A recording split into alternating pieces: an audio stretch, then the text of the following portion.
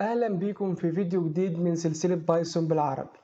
في الفيديو ده هنتكلم عن حاجة مهمة جدا في لغة بايثون، وهي أنواع البيانات Data Types.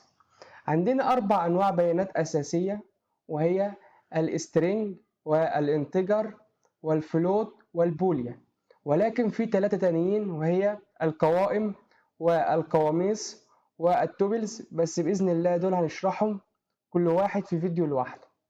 تمام. اول حاجه عندنا وهي السترينج، وهي عباره عن سلسله نصيه بين علامتين تنصيص.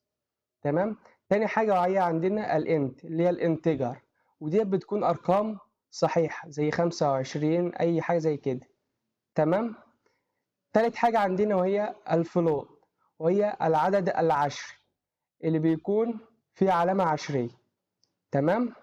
رابع حاجه عندنا وهي البوليان، وهي القيم المنطقية، وهم عندنا قيمتين فقط، وهي إما true وإما false. تعال نتعرفهم على كل حاجة لوحدها كده. تعال نشوف أول مثال عندنا وهو على string. عملت متغير سميته name، وحطيت جواه سلسلة نصية وسميتها علي، وقلت له اطبع لي النيم. تمام. بس عشان نتأكد إن ده string فأقول له print طيب عايز نوع المتغير ده. تمام.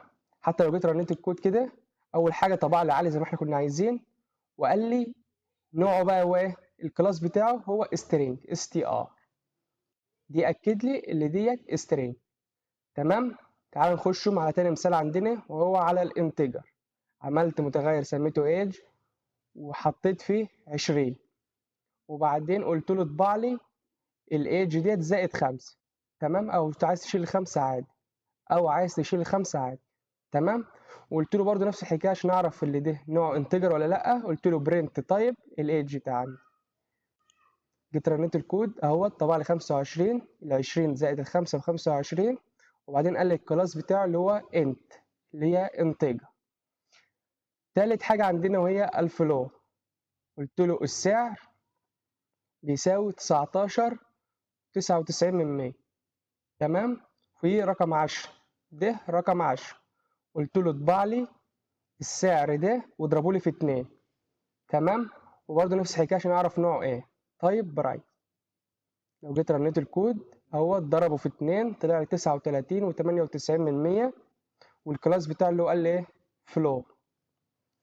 رابع حاجه عندنا وهي البوليا، قلت له هو بيدرس بايثون ولا لا، وبعدين حطيت له القيمه اللي هي ترو، وقلت له اطبع لي بايثون.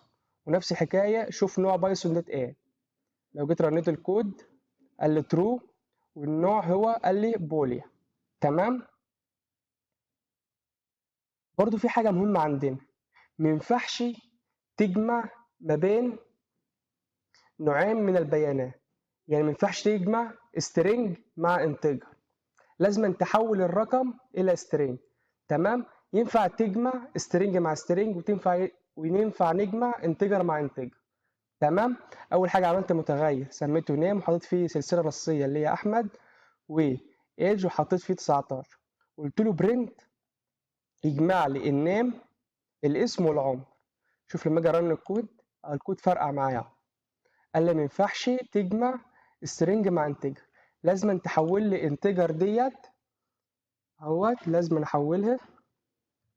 اقول له str وبعدين افتح قوس واحط فيه الايه. تمام. حتى لو كده جيت رنيت الكود بتاعي هيرن معايا عادي اهو، جمعهم. تمام. وبكده نكون عرفنا يعني ايه انواع البيانات في لغة بايثون. لو عجبك الفيديو ما تنساش تعمل لايك واشتراك في القناة، والسلام عليكم ورحمة الله وبركاته.